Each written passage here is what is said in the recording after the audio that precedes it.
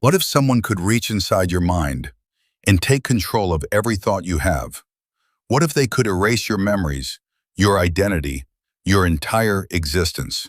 What if they could turn you into a human weapon without you even knowing it? This was not science fiction. This was not a movie. This actually happened. And the ones who did it were not some evil villains from a story. They were the Central Intelligence Agency of the United States of America. This is the true story of MK Ultra. To understand MK Ultra, we have to go back to the 1950s. The world was divided into two sides, America on one side and the Soviet Union on the other. This was the Cold War, and both sides were terrified of each other. But the Soviets had something that America did not. They had discovered a way to break the human mind. Soviet agents were capturing American soldiers and spies and brainwashing them, turning them against their own country.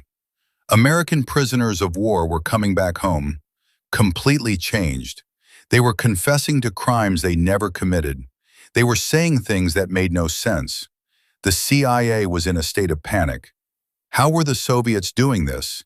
And more importantly, could America do the same thing? That is when a man named Dr. Sidney Gottlieb walked into the picture. Gottlieb was a brilliant but deeply disturbing scientist. He walked into CIA headquarters and made one bold claim. He said, "Give me the resources, and I will crack the human mind wide open." The CIA did not hesitate for even a moment. They said, "Do it." In 1953, Project MK Ultra was officially launched, and what followed was one of the most horrifying chapters in American history.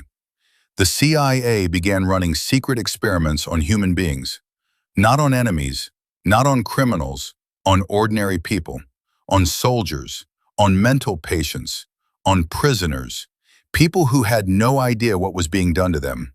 The first weapon they used was LSD. LSD is an extremely powerful hallucinogenic drug. It causes people to see things that are not there. It destroys a person's sense of reality.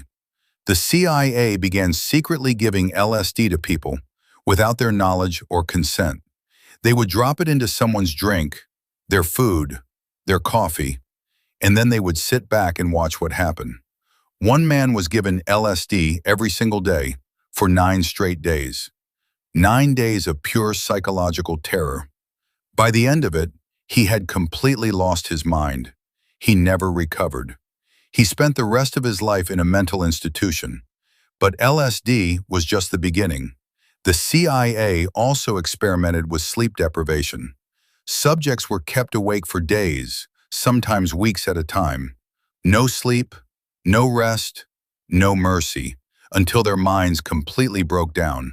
Until they would say anything, do anything, just to make it stop. Then came the electric shocks. Electrodes were attached directly to the human brain. Powerful electric currents were sent through the skull. The goal was to erase memories completely, to wipe a person's mind clean, like deleting files from a computer. And then there was hypnosis, combined with drugs and extreme psychological torture. The CIA wanted to create what they called the perfect spy, a human being with no will of their own. A person who would follow any order, without question, without memory, without hesitation. A real-life human robot. And all of this was happening to real people. People who had done nothing wrong.